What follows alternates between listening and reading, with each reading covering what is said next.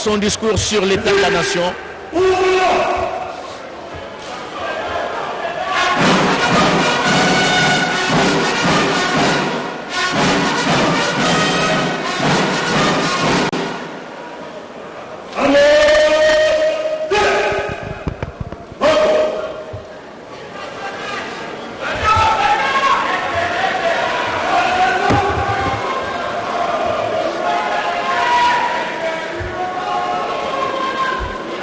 Honorable Président de l'Assemblée nationale, honorable Président du Sénat,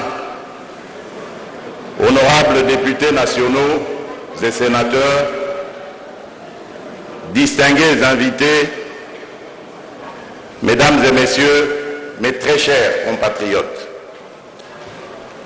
c'est toujours avec une immense joie et un agréable plaisir que je me retrouve devant vous en cette période de l'année, conformément à la disposition pertinente de notre Constitution qui prévoit en son article 77 que le Président de la République prononce une fois l'an un discours sur l'état de la nation devant l'Assemblée nationale et le Sénat réunis en congrès.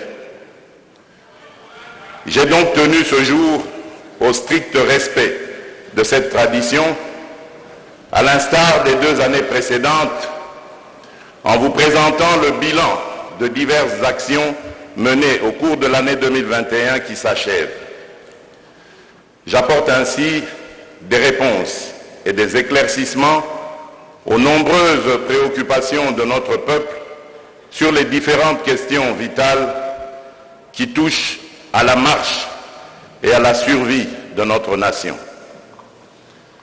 Mais avant toute chose, en vue d'honorer la mémoire de nos compatriotes civils et militaires tombés à cause de l'activisme des groupes armés et de la violence aveugle du groupe terroriste des ADF au cours de cette année, je vous prie de bien vouloir accepter d'observer un moment de recueillement.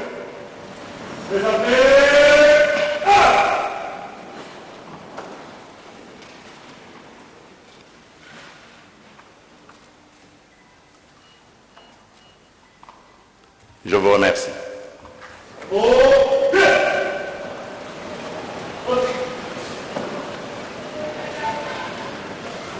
Je reste fermement convaincu que l'une des plus grandes questions qui taraudent nos esprits, celle que certainement chacun de nous porte comme une écharde sous la peau, a trait à ce climat d'insécurité permanente et récurrente qui sévit à l'est de notre pays. Ce climat délétère a toujours menacé son intégrité territoriale et prêté à diverses interprétations. Compte tenu des drames indicibles que vivent les populations de nombreuses contrées de cet espace, j'avais donc décrété au mois de mai de cette année, au regard de l'article 85 de notre Constitution, l'état de siège dans les provinces du Nord Kivu et de l'Ituri, en proie à des violences que sèment les forces négatives constituées en groupes armés depuis plus d'un quart de siècle. Le but visé reste celui de mobiliser tous les moyens multiformes dont dispose la République pour définitivement vaincre ce mal qui anéantit tous nos efforts de développement. En ma qualité de garant de l'intégrité territoriale, c'est ici le lieu de renouveler solennellement mon engagement constitutionnel en réaffirmant que je ne ménagerai aucun effort pour restaurer la paix et la sécurité en n'importe quel coin et recoin de la République.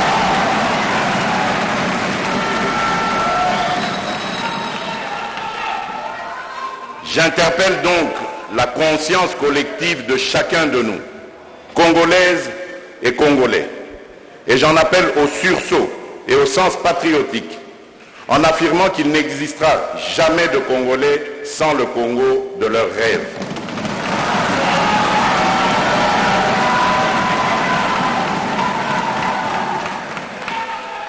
en dépit de nos divergences d'approche, et c'est ma conviction ultime et profonde, l'intégrité de la nation congolaise doit demeurer la préoccupation de tous les Congolais, tel que nous l'avons déjà montré à maintes reprises au fil du temps.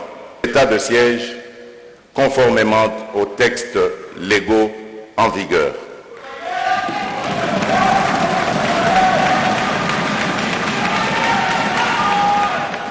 Ce qui a permis à nos forces armées de mener sereinement des actions nécessaires au rétablissement de la paix dans ces deux provinces et de consolider les acquis des opérations.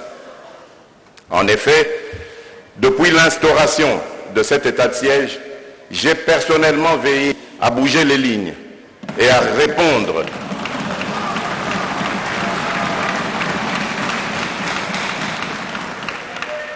Elles ont réussi à bouger les lignes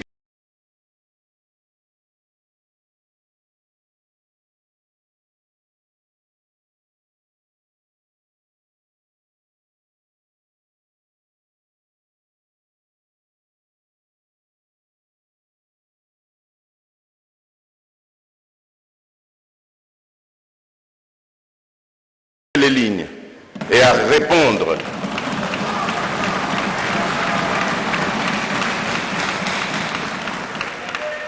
Elles ont réussi à bouger les lignes de nos et sénateurs, fustiger ici cette campagne de dénigrement et de démobilisation menée par une infime minorité de nos compatriotes.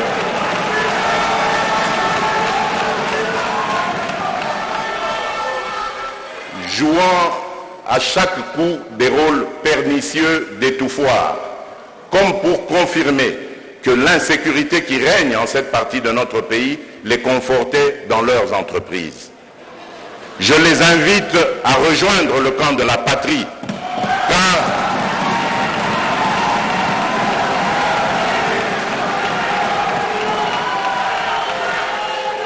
ce n'est que dans l'unité et la concorde que nous arriverons à vaincre cet ennemi qui a pris l'habitude de semer la désolation dans nos villes et nos villages.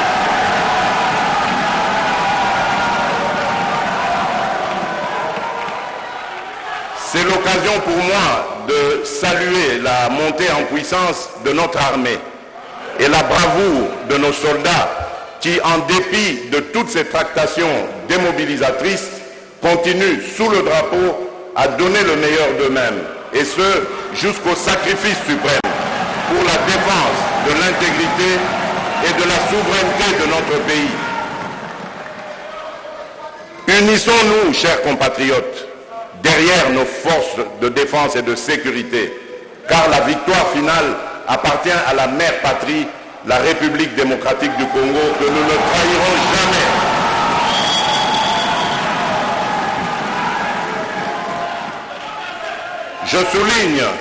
Je souligne que dans le but de rétablir la paix sociale dans ces contrées en proie à l'insécurité, j'ai initié la mise en place du programme chargé du désarmement, de la démobilisation, du relèvement communautaire et de la stabilisation, PDDRCS en sigle, pour encourager les compatriotes qui sont dans les groupes armés à déposer les armes et à réintégrer la vie communautaire loin du métier des armes. Je saisis cette opportunité pour saluer l'appui reçu de différents partenaires dans la mise en place de ce programme. Et je profite également de cette tribune pour saluer la contribution des Nations Unies qui, à travers la MONUSCO, soutient notre pays dans cette volonté de pacification et de stabilité dans la partie est de notre territoire national. Mais comme la paix va de pair avec la justice, j'ai instruit le gouvernement de la République de mettre en œuvre des mécanismes réparateurs, notamment celui de la justice transitionnelle au bénéfice des victimes. Par ailleurs, certaines forces terroristes opèrent également dans d'autres pays voisins.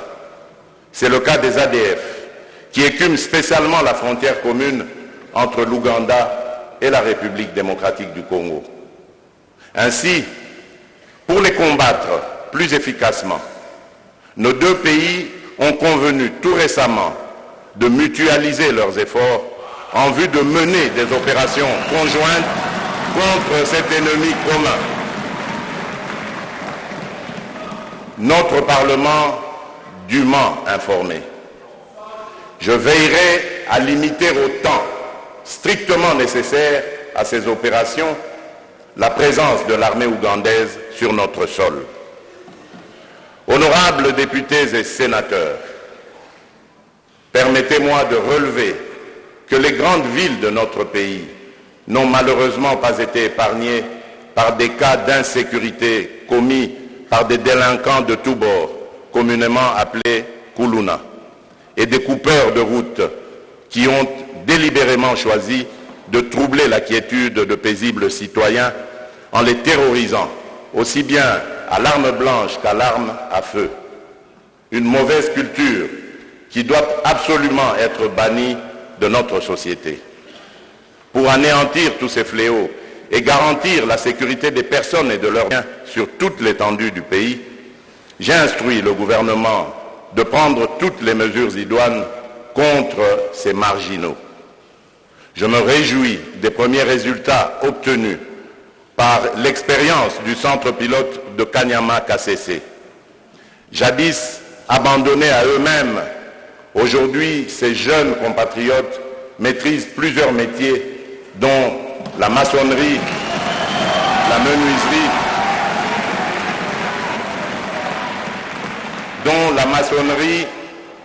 la menuiserie, l'agriculture et l'élevage.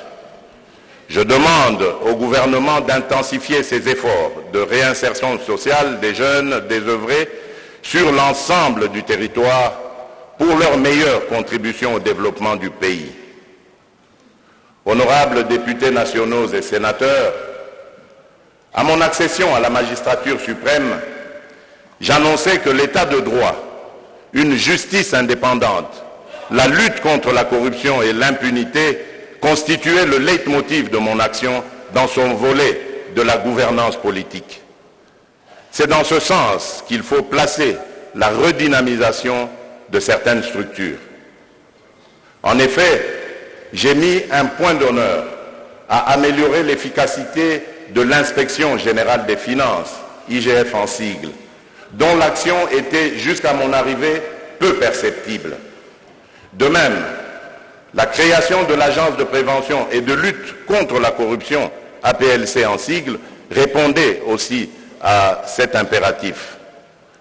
Placée sous mon autorité directe, l'Inspection générale des finances contribue efficacement à l'effort d'assainissement des finances publiques et cela à la grande satisfaction de nos populations.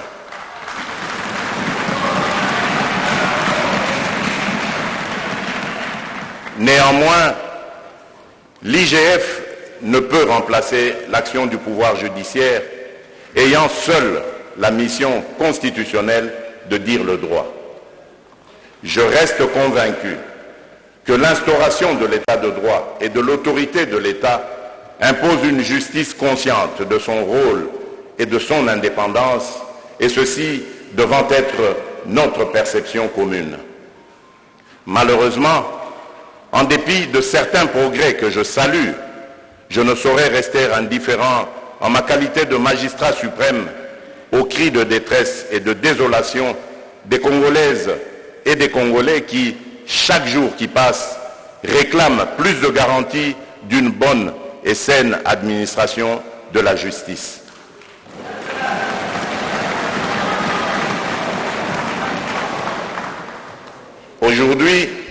Aujourd'hui encore, sur le banc des accusés, notre justice devait pourtant rassurer tout le monde, nanti ou non, puissant comme faible, en n'ayant pour égard que la protection des droits. Bref, une justice qui non seulement dit le droit, mais rassure que le droit, alors le bon, a été dit.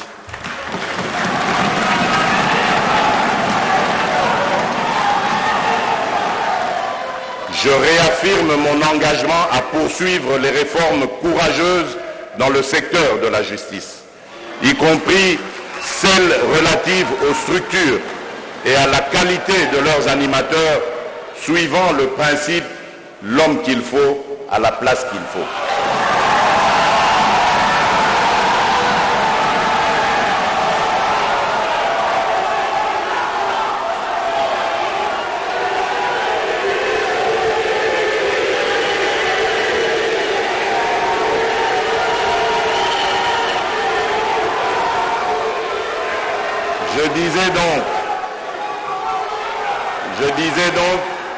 Je réaffirme mon engagement de poursuivre les réformes courageuses dans le secteur de la justice, y compris celles relatives aux structures et à la qualité de leurs animateurs, suivant le principe « l'homme qu'il faut à la place qu'il faut ».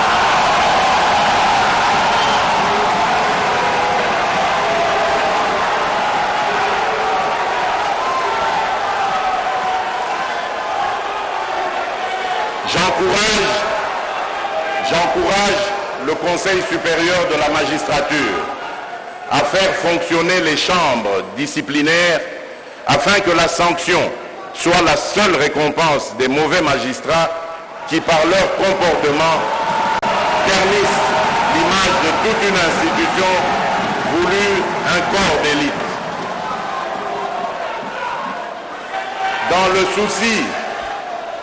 Dans le souci de résorber les problèmes récurrents des effectifs insuffisants des magistrats, le gouvernement est appelé, avec le concours du Conseil supérieur de la magistrature, à finaliser le processus de recrutement dont le dernier en date remonte malheureusement à plus d'une décennie.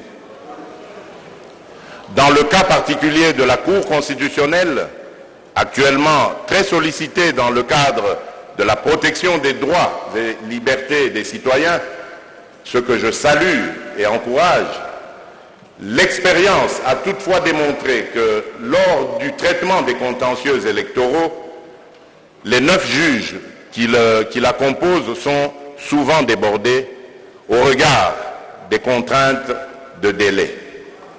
J'encourage donc le président de cette juridiction à travailler avec le gouvernement afin de mettre en place le corps des conseillers référendaires, un outil technique légal qui se révélera déterminant dans le traitement des 10 dossiers et dans la pérennisation de la jurisprudence.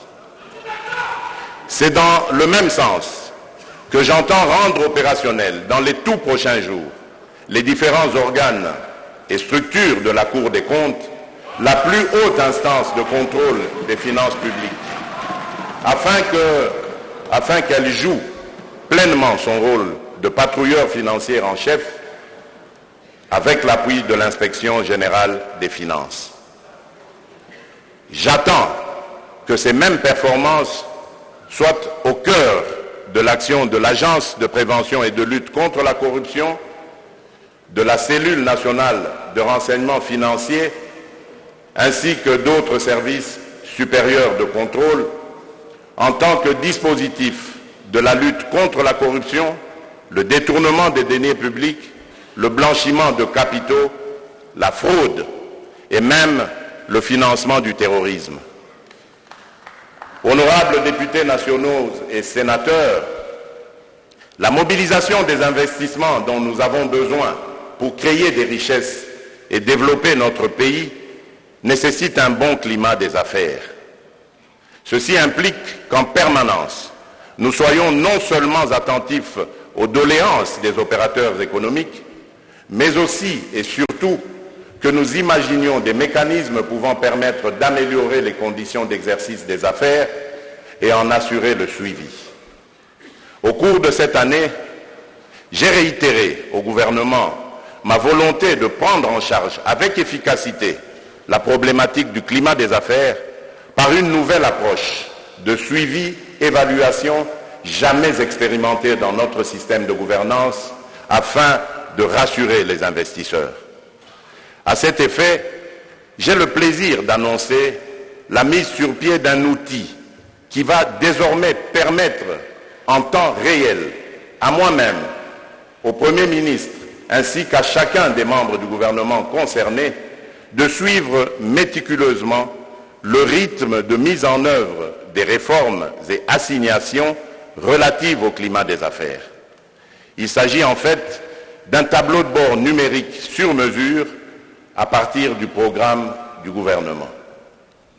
Aussi, j'invite le Parlement à parachever le cadre légal relatif d'une part à l'organisation et au fonctionnement des tribunaux de commerce et d'autre part aux dispositions nationales complémentaires aux droits de l'OHADA.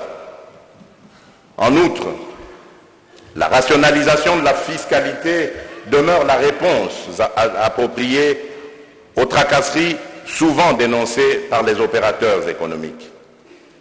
Il faut des réformes innovantes en la matière pour y remédier. Honorables députés nationaux et sénateurs, je voudrais saluer une fois de plus la détermination, la fermeté et la ferveur avec laquelle vous aviez, toutes tendances confondues, accepté de répondre favorablement à mon appel de ralliement dans une union sacrée de la nation.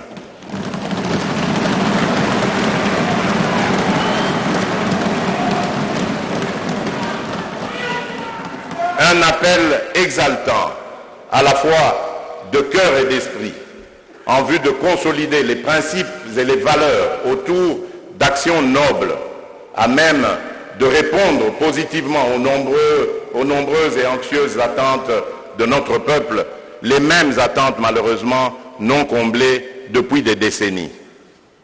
Permettez-moi de vous rappeler que cet engouement et ce nouvel élan ont permis de mettre rapidement en place de nouveaux bureaux, tant à l'Assemblée nationale qu'au Sénat, et de former le gouvernement actuel appelé à défendre les intérêts de la population.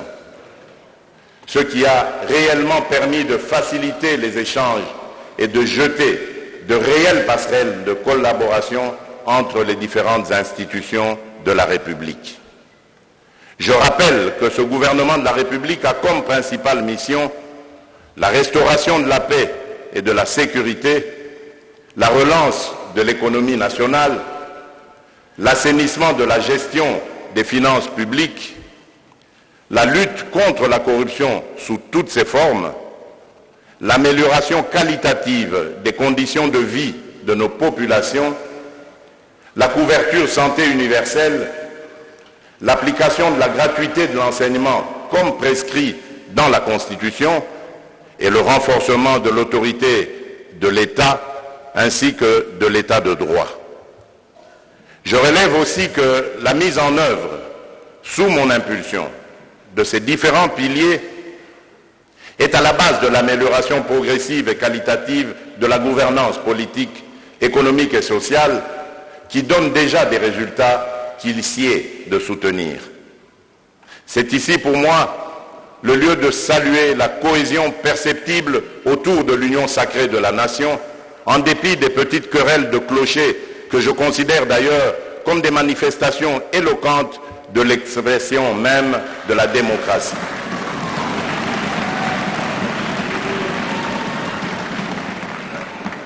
En outre, je tiens à préciser que malgré son appartenance à la majorité ou à l'opposition, chacun de nous doit pleinement jouer sa partition dans l'amour du pays, de notre peuple et dans le respect des institutions.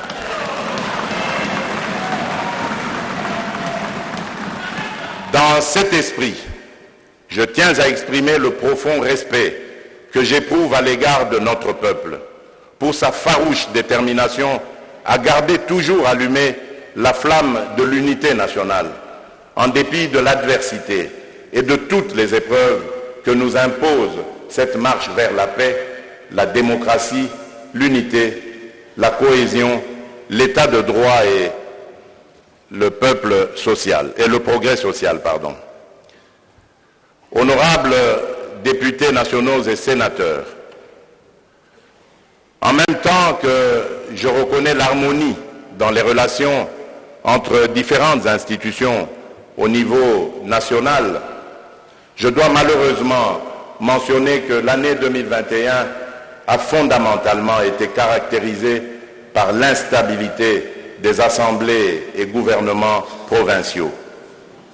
En effet, les conflits entre ces institutions provinciales se sont exacerbés au cours de cette année, au point d'hypothéquer foncièrement le développement des provinces concernées. Il y a lieu de noter que 14 provinces sur 26 ont connu la destitution de leurs gouverneurs par les assemblées provinciales. À la suite de ces mêmes conflits, certains présidents des assemblées provinciales ont aussi été démis de leurs fonctions. Il est extrêmement important pour chacun de ces acteurs provinciaux de prendre réellement conscience qu'aucun développement ne peut se faire dans pareil contexte de crise. La prochaine session de la conférence des gouverneurs sera l'occasion de réfléchir autour des pistes de solution à cet épineux problème. Par ailleurs, je vous exhorte vivement à envisager l'amendement de certains textes légaux se rapportant à la gestion des institutions provinciales.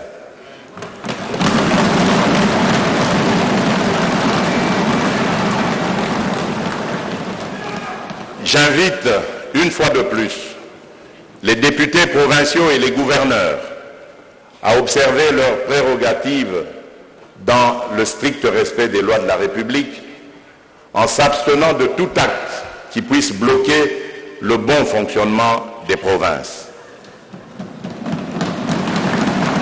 Entre-temps, le Sénat, en tant qu'émanation des assemblées provinciales, est appelé à poursuivre ce rôle de médiateur et de conseil auprès de leurs animateurs pour que règne l'harmonie au sein de nos provinces. Honorable Président de l'Assemblée nationale, honorable Président du Sénat, honorables députés nationaux et sénateurs, distingués invités, mesdames et messieurs, mes très chers compatriotes, j'estime utile d'attirer l'attention de tous sur les préparatifs des prochaines élections. En effet, le processus électoral, avec ses enjeux, oblige que nous nous engagions dès à présent pour des élections que nous voulons crédibles, en écartant les différents obstacles, tant juridiques que matériels, qui en constituent les pesanteurs. Mon engagement de faire de la République démocratique du Congo un État véritablement démocratique ne peut se concrétiser sans l'organisation d'élections libres, démocratiques, transparentes et dans les délais constitutionnels.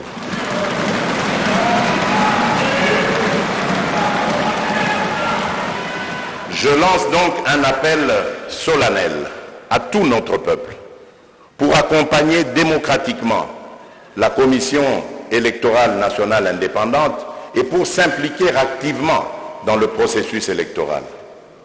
Je rappelle que celui-ci a déjà commencé avec la désignation de ces nouveaux animateurs après consultation des confessions religieuses et validation par l'Assemblée nationale. Afin de parachever la composition du bureau de la CENI, j'invite instamment ceux des acteurs politiques qui traînent encore les pieds à désigner rapidement leurs représentants respectifs au sein de ce bureau.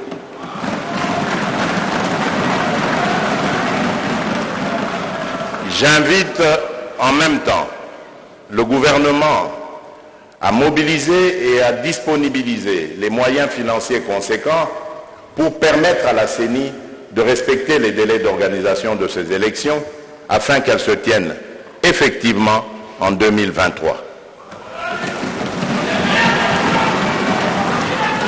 Pour ce faire, il est également important que le Parlement procède diligemment au vote des lois encore en souffrance pour un aboutissement heureux du prochain cycle électoral. Honorables députés nationaux et sénateurs, comme je l'ai évoqué au début de mon adresse, notre pays a toujours souffert de crises sanitaires survenues au cours de cette année. En effet, la pandémie de Covid-19 n'a pas épargné la République démocratique du Congo. Même si notre pays affiche à ce jour un taux de mortalité relativement faible, je vous exhorte à continuer d'observer strictement les mesures barrières, car l'apparition successive de nouveaux variants montre que nous n'en avons pas encore fini avec cette pandémie. J'en appelle ainsi à la vigilance de nos services aux frontières, d'appliquer rigoureusement les mesures édictées à cet effet. Dans l'état actuel des connaissances, le vaccin demeure le moyen le plus efficace d'éviter les formes graves de la maladie. En effet, les données collectées à ce jour montrent sans aucun doute que les gains en termes de protection des personnes vaccinées contre les formes graves de la maladie supplantent les effets indésirables et souvent passagers attribuables au vaccin. Je recommande vivement à la population de se faire vacciner pour se protéger. En plus de la pandémie de Covid-19 et de l'épidémie de la maladie à virus Ebola, notre pays a été fortement éprouvé par d'autres urgences sanitaires. C'est notamment le cas de l'épidémie de méningite dans la province de la Chopo et de celle de monkeypox déclarée récemment au Maniema. Nos équipes sont à pied d'œuvre pour y mettre fin dans le cadre d'une riposte appropriée. Je saisis cette opportunité pour saluer la compétence des scientifiques congolais qui ont fait rayonner notre pays, avec entre autres la mise au point du médicament Ebanga, dûment certifié sur le plan international pour son efficacité dans le traitement de la maladie à virus Ebola.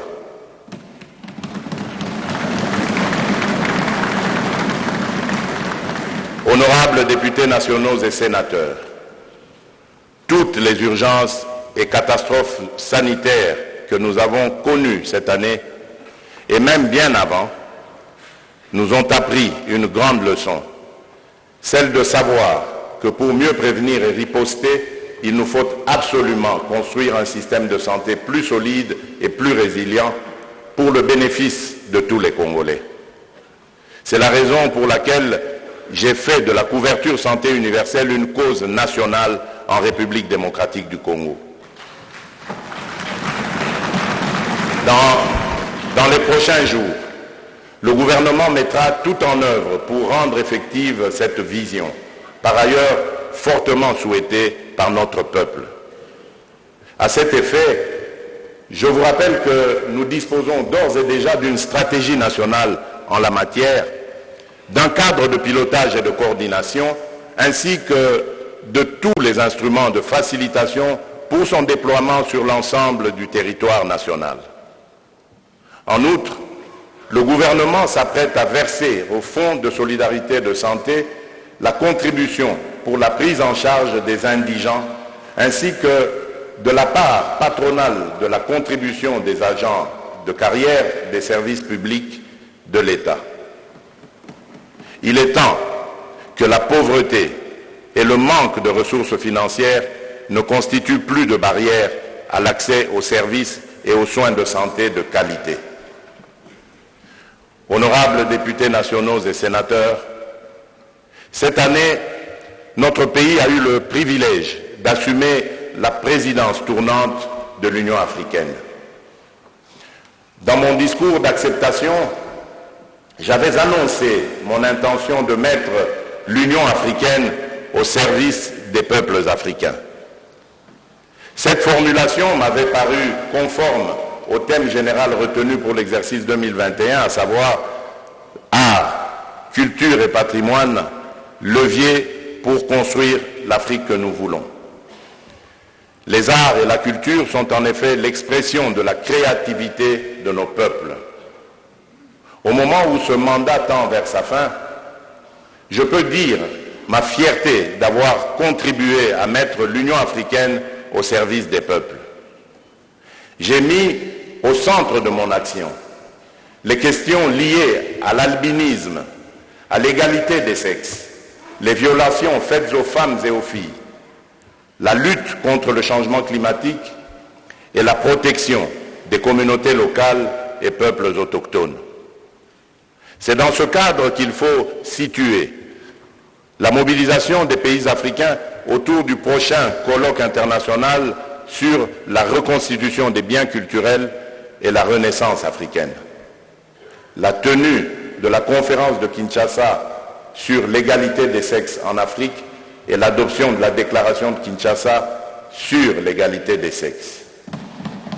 La conférence de Kinshasa sur la masculinité positive et l'adoption de la déclaration de l'Union africaine pour mettre fin aux violences faites aux femmes et aux filles. Et enfin, l'organisation du colloque panafricain de Kinshasa sous le thème « Solidarité africaine pour une Afrique en faveur des personnes atteintes d'albinisme ». Au cours de cette année 2021, j'ai également porté la voix de l'Afrique au niveau international, surtout dans le contexte de Covid-19, pour réclamer au profit du continent les meilleures conditions de lutte contre la pandémie et la relance de nos économies nationales. À cet effet, lors du sommet de Paris sur le financement des économies africaines en mai 2021, j'ai plaidé pour plus de moyens financiers en faveur de l'Afrique et pour la poursuite et le renforcement des mécanismes mis en place pour soulager les pays africains tombés dans des situations de surendettement à cause des effets de la pandémie. Au sommet du G20 à Rome, au nom de l'Afrique, j'ai appelé les pays participants à concrétiser leurs engagements en faveur de la préservation des forêts du bassin du Congo à travers des financements conséquents. Dans le domaine sanitaire, j'ai soutenu la campagne en faveur de l'opérationnalisation de l'Agence africaine de médicaments et, dans le cadre contre la Covid, j'ai porté l'ambition de l'Afrique à produire les vaccins continents. Par ailleurs, j'ai réclamé, dans le cadre de la réforme du Conseil de sécurité des Nations Unies, 4 sièges pour l'Afrique, dont 2 non permanents et 2 autres membres permanents. Toujours sur le plan continental, j'ai été à l'avant-plan de nombreuses initiatives de préservation de la paix. Plus particulièrement, j'avais, dès le début de ma prise à bras le corps, la problématique différente qui oppose depuis plusieurs années l'Éthiopie, l'Égypte et le Soudan autour du problème du grand barrage éthiopien de la Renaissance. Ces efforts ont permis de créer une dynamique de dialogue permanent. La tenue à Kinshasa en avril 2021 de la première conférence ministérielle sur ce conflit a été un moment clé de cette dynamique. La présidence de l'Union africaine était l'occasion pour la République démocratique du Congo de retrouver sa place dans les instances internationales.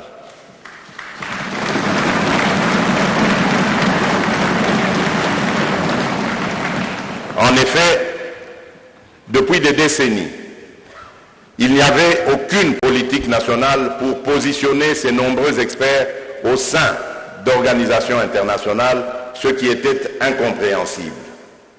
J'ai donc décidé de changer cet état de fait et je suis heureux qu'au cours de cette année, un compatriote a été élu président de la Commission africaine des droits de l'homme et des peuples et un autre membre de la Commission du droit international des Nations Unies.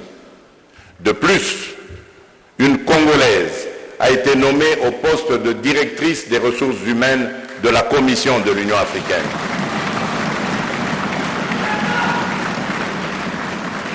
Honorable président de l'Assemblée nationale, honorable président du Sénat, honorables députés nationaux et sénateurs, distingués invités, mesdames et messieurs, mes très chers compatriotes, depuis mon arrivée au pouvoir, j'ai fait du retour de la République démocratique du Congo sur la scène internationale l'une de mes priorités. avec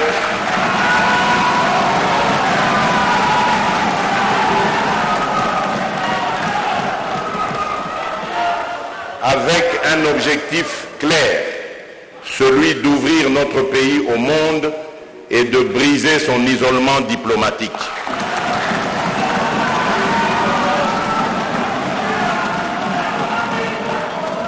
La réintégration de notre pays dans le concert des nations est ainsi devenue une réalité.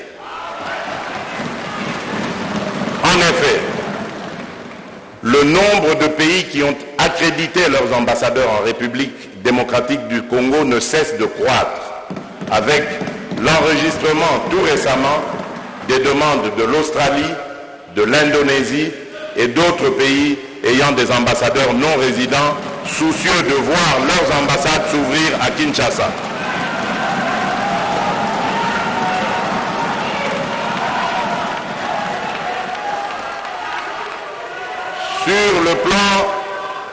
Sur le plan régional, nos énergies ont été déployées pour maintenir une politique de bon voisinage avec nos 9 voisins.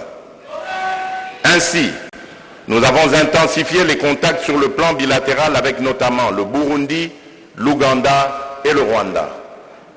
Pour redynamiser les relations avec nos partenaires, d'une part, j'ai nommé de nouveaux ambassadeurs en Belgique, en France, en Chine et en Côte d'Ivoire. Et d'autre part, j'ai désigné nos représentants permanents auprès des Nations Unies, à New York et à Genève. Enfin, j'ai demandé au gouvernement de veiller à la mise en place des réformes au sein de l'appareil diplomatique national et d'entamer le processus de la prise en charge adéquate de nos diplomates et de leurs familles à l'extérieur du pays.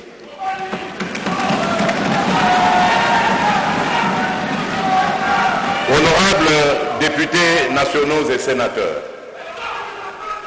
au cours de l'année 2021, notre coopération internationale a connu des avancées significatives avec nos divers partenaires de l'Amérique, de l'Asie et de l'Océanie.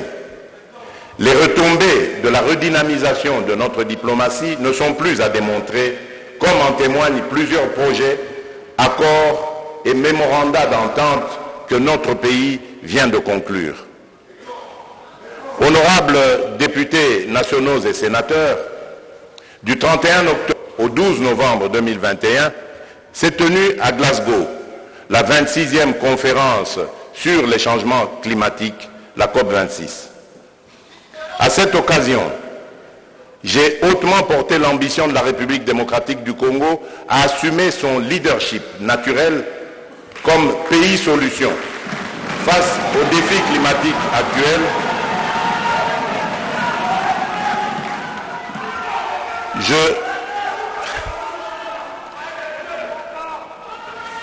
Je disais donc à cette occasion, j'ai hautement porté l'ambition de la République démocratique du Congo à assumer son leadership naturel comme pays solution face aux défis climatiques actuels en raison des ressources naturelles exceptionnelles dont elle regorge.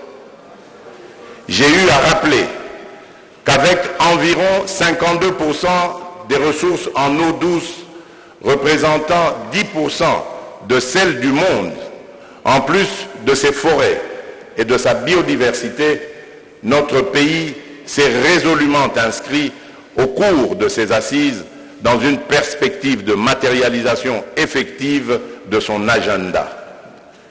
L'objectif n'était pas de vanter une fois de plus les potentialités naturelles de notre pays, mais plutôt de mettre le cap uniquement vers des actions à impact concret sur la vie de nos populations. À cet effet, j'ai clairement indiqué qu'il est impératif de concilier de nos forêts et de nos tourbières pour juguler la crise climatique avec notre engagement à combattre la pauvreté qui est l'une des causes majeures de la déforestation en Afrique. En effet, avant d'interdire aux Congolais vivant à Monkoto ou à Epoulou, pour ne citer que ces deux agglomérations, de pratiquer l'agriculture itinérante sur brûlis dans le but de subvenir aux besoins de leur famille, il est préférable de leur proposer au préalable des alternatives durables.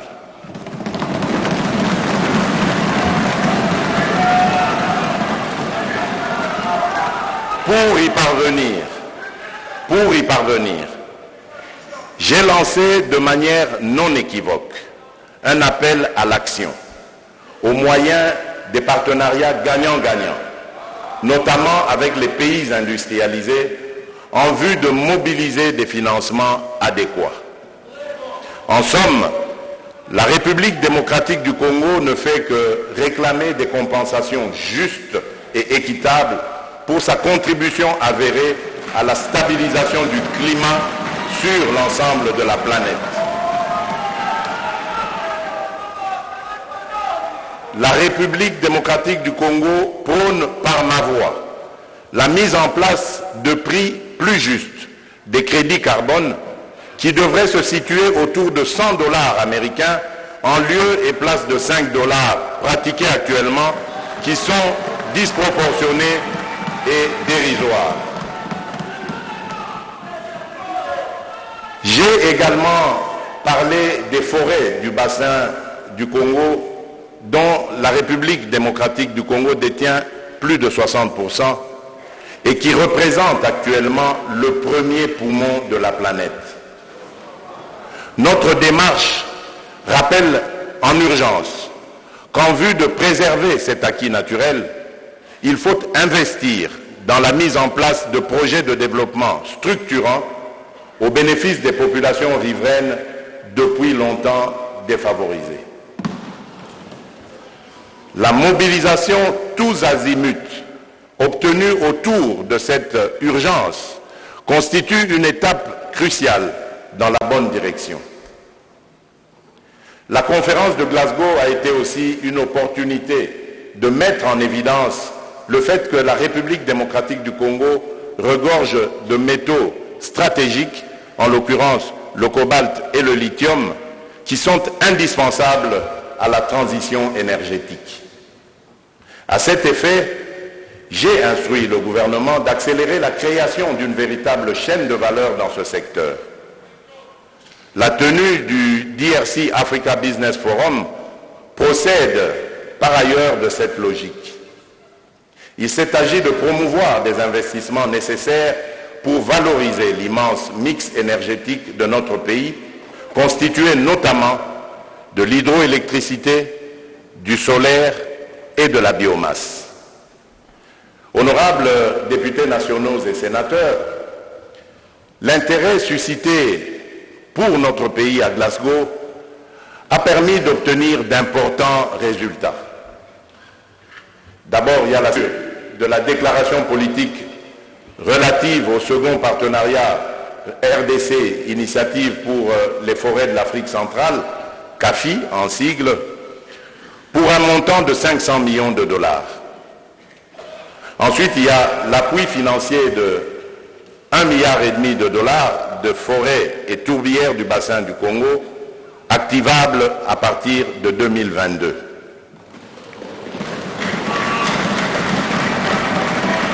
Dans la même optique, des accords et partenariats bilatéraux portant sur des financements importants sont en cours de négociation avec des États et divers partenaires techniques et financiers dans le secteur de l'agriculture résiliente pour lutter contre la déforestation, améliorer les infrastructures et assurer le développement des peuples autochtones. Pour un meilleur suivi de ce dossier stratégique, j'ai instruit le gouvernement à accorder le bénéfice de l'urgence tant au processus de formalisation qu'à la mise en œuvre de ces partenariats. J'ai également demandé au gouvernement de s'assurer de manière permanente que le positionnement de la République démocratique du Congo comme pays solution à la crise climatique soit maintenu et consolidé, aussi bien dans le cadre du suivi des recommandations de la COP26 que dans celui des préparatifs de la COP27, chers compatriotes, faudrait-il rappeler à nos souvenirs que dès ma prise de fonction, la République démocratique du Congo a renoué le contact avec le Fonds monétaire international pour pouvoir bénéficier des financements nécessaires en termes d'appui budgétaire et d'autres afin de soutenir les différentes réformes envisagées. La reprise de la coopération avec cette institution permet à la fois au pays de renforcer les capacités de l'État et de soutenir les activités productives en vue de la relance effective de la croissance économique et de l'éradication progressive de la pauvreté. Je me suis personnellement investi pour donner l'impulsion nécessaire à notre action diplomatique de mobilisation des ressources extérieures, ce qui a permis leur progression sensible en dépit de l'impact négatif de la pandémie de Covid-19. Ces contacts avec les partenaires au développement, notamment le Fonds monétaire international, ont abouti à la signature d'un accord permettant à la République démocratique du Congo d'accéder dans un premier temps, en 2020, au déboursement de 732 millions de dollars américains au titre de la facilité de crédit rapide ayant contribué au relèvement du niveau de nos réserves internationales. Par la suite, la République démocratique du Congo a conclu un accord triennal au titre de la facilité de crédit élargie pour un montant d'1,5 milliard de dollars américains. Ces appuis, honorables députés nationaux et sénateurs, ont permis à notre pays de soutenir son programme de réforme à moyen terme qui vise notamment le maintien de la stabilité macroéconomique, l'accroissement de la marge de manœuvre budgétaire ainsi que la promotion d'une croissance économique durable. Pour le seul exercice 2021, la République démocratique du Congo a bénéficié de la part de ses partenaires extérieurs multilatéraux des engagements de l'ordre de 4,5 milliards de dollars américains. Il s'agit là d'un niveau record jamais atteint dans l'histoire récente de notre pays.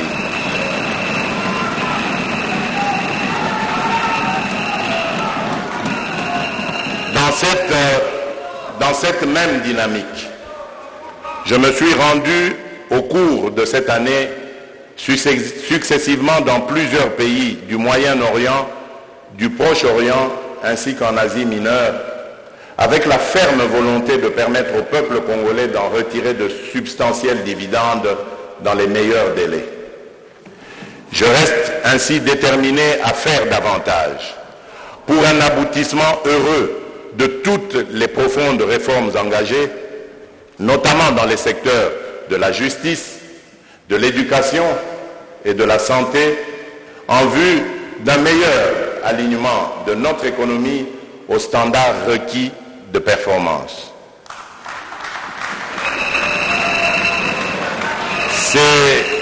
Ces différentes réalisations sont les résultats tangibles de notre intense action diplomatique. Il va sans dire que cette mobilisation des ressources extérieures devra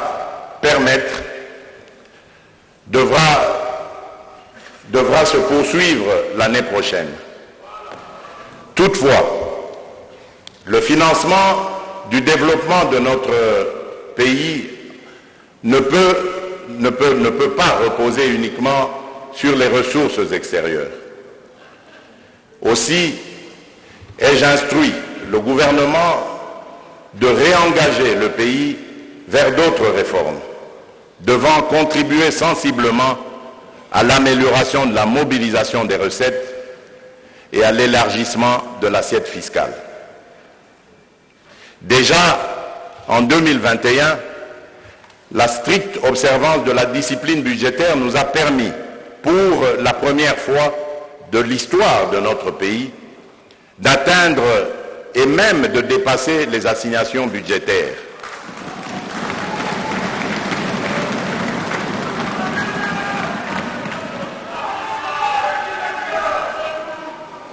d'atteindre et de même dépasser les assignations budgétaires, conduisant ainsi à des recettes additionnelles de plus de 2 milliards de dollars américains. Cette performance doit nous motiver pour continuer à mobiliser davantage nos recettes internes. De même, une meilleure gouvernance du secteur extractif devrait permettre à l'État de mobiliser davantage de ressources pour financer ces chantiers prioritaires tels que la gratuité de l'enseignement primaire et la couverture santé universelle. En ce qui concerne l'année 2022, la croissance du produit intérieur brut, qui a été évaluée à 5,6% dans le projet de loi des finances soumis à l'examen du Parlement, pourrait plutôt s'établir à 6,4% suivant les dernières estimations du Fonds monétaire international.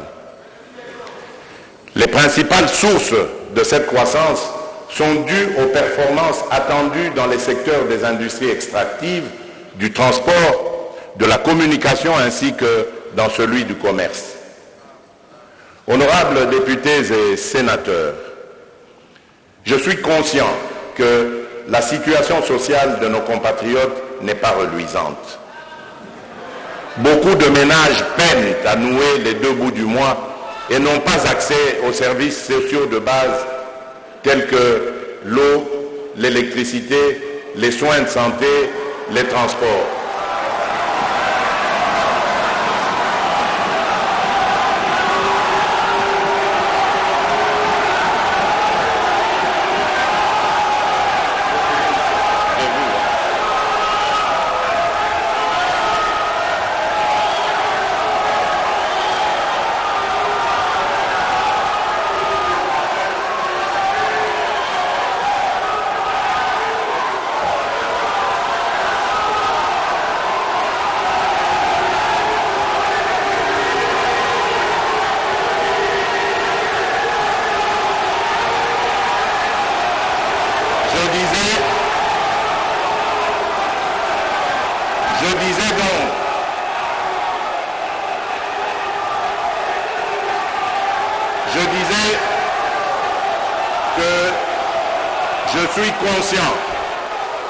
Je suis conscient que la situation de nos compatriotes n'est pas reluisante.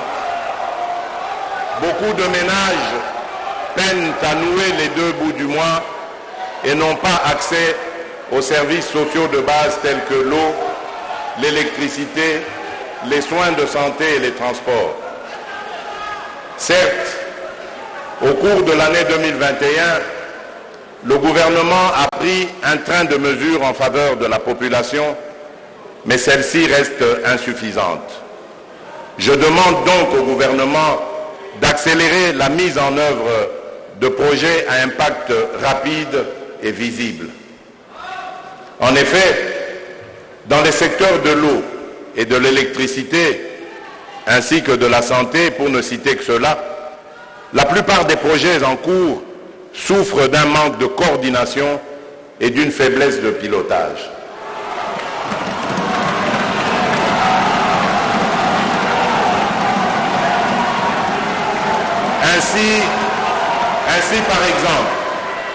Ainsi par exemple, les centrales de Boussanga, de 240 MW dans le Lualaba et de Mwandingusha de 32 MW dans le Haut-Katanga sont complètement achevés, mais toujours pas en activité. Que dire des 3 groupes thermiques de 800 kVA, chacun dans la ville de Kananga? La ville de Kisangani est restée 4 mois dans l'obscurité alors que ce désagrément aurait pu être évité avec une meilleure gestion de la centrale de la Jolie.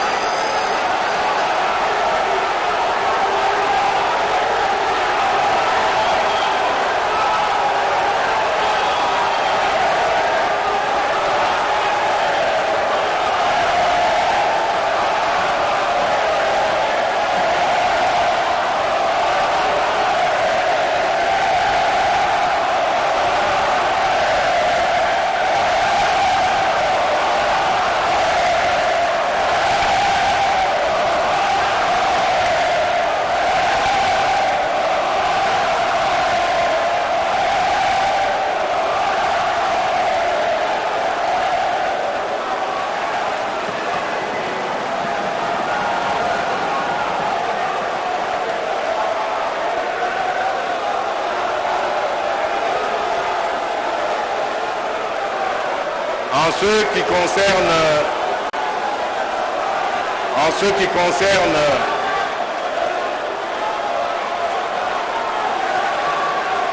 silence, s'il vous plaît. S'il vous plaît.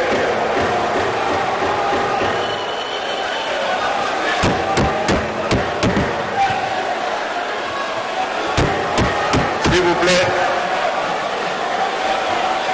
En ce qui concerne la desserte en eau potable de la ville de Kinshasa, les usines de Lemba Imbu d'une capacité de 35 000 m3 par jour, ainsi que de Mbiza Ozone d'une capacité de 110 000 m3 à la population. Ces dysfonctionnements sont inacceptables. J'interpelle ainsi tous les intervenants pour régler sans délai les problèmes et de livrer ces ouvrages pour améliorer les conditions de vie de la population. Honorables députés nationaux et sénateurs, des transports et des voies de communication est un défi permanent dont l'impact sur l'économie nationale et par ricochet sur les conditions de vie de nos compatriotes est indéniable. En matière de développement et des infrastructures, routières, les axes stratégiques sont les suivants. La réhabilitation des routes de desserte agricole existantes et la construction de nouvelles routes. La réhabilitation, le rétablissement du trafic par la réouverture du réseau de certains tronçons de route en terre battue, restés longtemps impraticables, et la protection et l'entretien de ces routes par la réinstauration du système de cantonnage manuel. En plus d'améliorer sensiblement le trafic urbain et interurbain, la réalisation de ces ouvrages devrait également permettre une meilleure connectivité entre nos différentes provinces. Ces efforts d'amélioration des infrastructures routières sont déjà perceptibles à travers les projets suivants. 1. Il y a le bitumage de 86 km du tronçon de la route Kolwezi-Dilolo. 2. Il y a le bitumage du tronçon Boma-Mwanda. 3. Il y a le bitumage de 140 km entre Kasumbalesa et Sakanya. 4. Il y a le bitumage du tronçon Chikapa-Kamwesha et la réhabilitation des infrastructures rurales connexes. 5. Il y a le bitumage de 56 km de tronçon du pont Loa-Chikapa. 6. Il y a la construction d'un nouveau pont long de 160 mètres sur la rivière Kassai à Chikapa. Nous allons continuer ces efforts en 2022 et il est attendu le lancement des projets ci-après. La construction du port en eau profonde de Banana.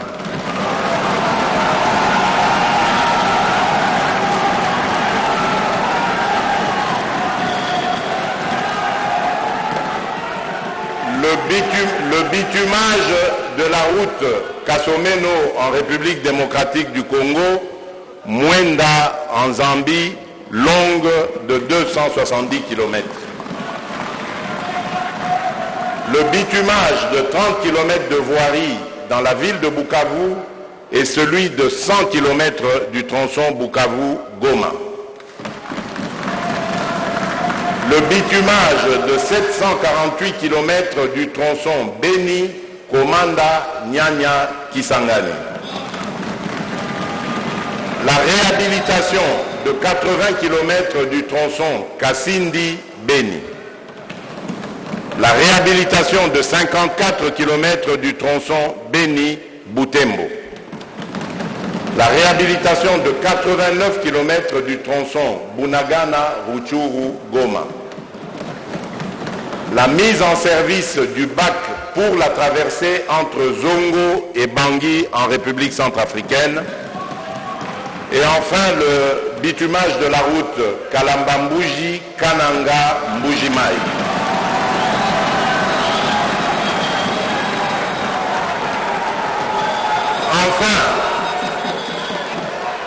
Enfin, dans le domaine du transport aérien, il faut souligner,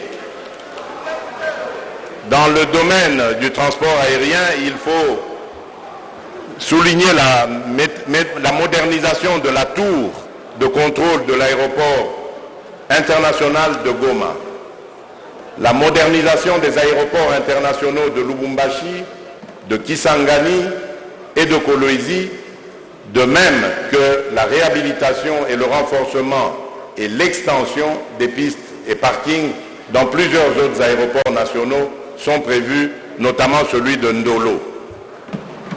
Honorables députés nationaux et sénateurs, nous disons souvent que Kinshasa n'est pas la République démocratique du Congo et nous avons raison. Il est temps de traduire cette affirmation en actes concrets en adoptant l'approche qui postule que tout développement devrait partir de la base vers le sommet. C'est d'ailleurs le sens même du système politique prévu dans la Constitution de 2006 qui prévoit un État unitaire fortement décentralisé. Dans ce système, le territoire est l'espace géographique qui permet la jonction entre le pouvoir central et les provinces.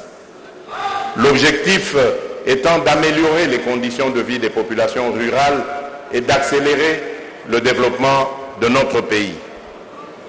Voilà pourquoi il sera lancé en 2022 un ambitieux programme de développement du pays par la base à travers ces 145 territoires. Les prémices de ce vaste programme ont été déjà posées par le Premier ministre cette année.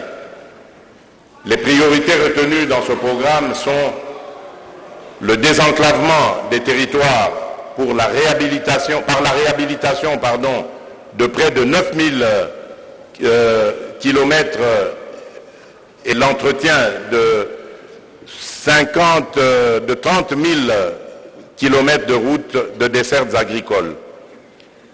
L'amélioration de l'accès des communautés rurales à l'électricité, notamment par la construction de mini-centrales photovoltaïques. L'amélioration de l'accès à l'eau potable par la construction de forages et l'aménagement de sources. La construction d'infrastructures économiques rurales, notamment par l'équipement de 748 centres de santé, plus de 1200 écoles, ainsi que l'aménagement de marchés modernes. Et enfin, la restauration de l'autorité de l'État en commençant par la construction de bâtiments administratifs dans tous les 145 territoires. Honorable Président de l'Assemblée nationale, honorable Président du Sénat, honorables députés nationaux et sénateurs, distingués invités, Mesdames et Messieurs, mes très chers compatriotes, vous venez de suivre là les réponses aux divers points saillants autour de plusieurs questions essentielles qui touchent à la survie et à l'organisation de notre nation en ce que celle-ci a de plus profond et de plus légitime. Le parcours de l'année 2021 avec ses différents faits relevés et les défis qu'ils impliquent, loin de nous affaiblir et de nous diviser, ont l'avantage de nous rappeler que nous avons un destin collectif à assumer pour l'épanouissement de la nation. Nos préoccupations demeurent fondamentalement celles d'apporter des réponses aux problèmes permanents liés au vécu quotidien de notre peuple en vue de consolider le contrat social qui le lie à nous, ses représentants, appelés à défendre ses intérêts et à réaliser son bonheur. L'organisation de la cité telle que nous la préconisons doit assurer et garantir l'unité et l'intégrité du territoire national instaurer la paix et assurer la sécurité des personnes et de leurs biens sur toute l'étendue de la République. À ce titre, c'est dans un État que nous voulons de droit, caractérisé par une justice distributive, que nous avons focalisé l'attention du gouvernement sur la prise en charge des problèmes que rencontrent nos concitoyens dans les divers secteurs de la vie pour leur trouver des réponses satisfaisantes. Ce travail de longue haleine nous contraint à revisiter toutes les structures sociales désuètes et à repenser comment notre pays peut rationnellement mettre du vin nouveau dans des outres neuves pour que le meilleur Congo que nous appelons de tous nos voeux démarre du bon pied dans tous les secteurs de la vie nationale. Les vases communicants à instaurer dans ces secteurs n'auront pour finalité que l'épanouissement de la famille, l'intégration réelle et la cohésion des communautés dans le processus du développement attendu. Sur ces points, il convient de noter que nos déplacements à l'extérieur du pays ont considérablement permis d'améliorer l'image de marque de la République démocratique du Congo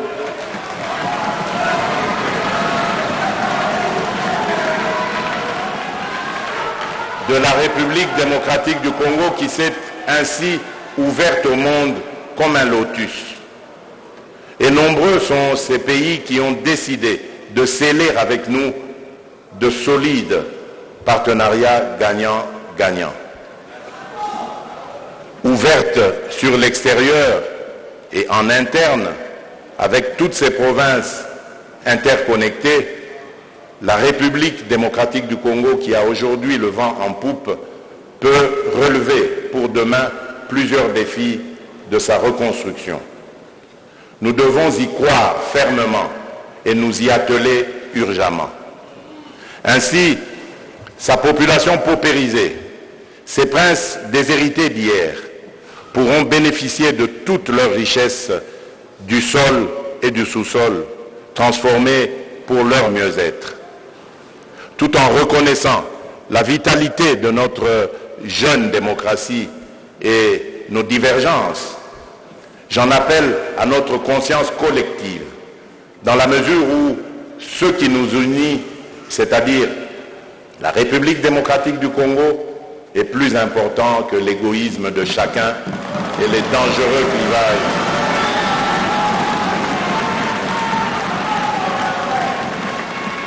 Je disais donc que ce qui nous unit, la République démocratique du Congo, est plus important que l'égoïsme de chacun et les dangereux clivages tribalistes qui pourraient nous diviser. Renouvelons donc en chacun de nous cet engagement sublime qu'exalte notre hymne national, celui de peupler notre sol et d'assurer la grandeur de notre patrie. L'histoire de la nation que nous écrivons ensemble dans la concorde et la fraternité nous en saura gré. Que Dieu bénisse abondamment la République démocratique du Congo. Je vous remercie. Voilà, très chers téléspectateurs, c'est bien là les discours du président de la République sur l'état de la nation. 1h20, c'est le temps consacré à ce discours du garant de la nation, garant du bon fonctionnement des institutions de la République démocratique du Congo. Et aucun secteur n'a été épargné. Un discours clair, concis, convaincant, avec une maîtrise parfaite des dossiers saillants qui font les préoccupations de la population.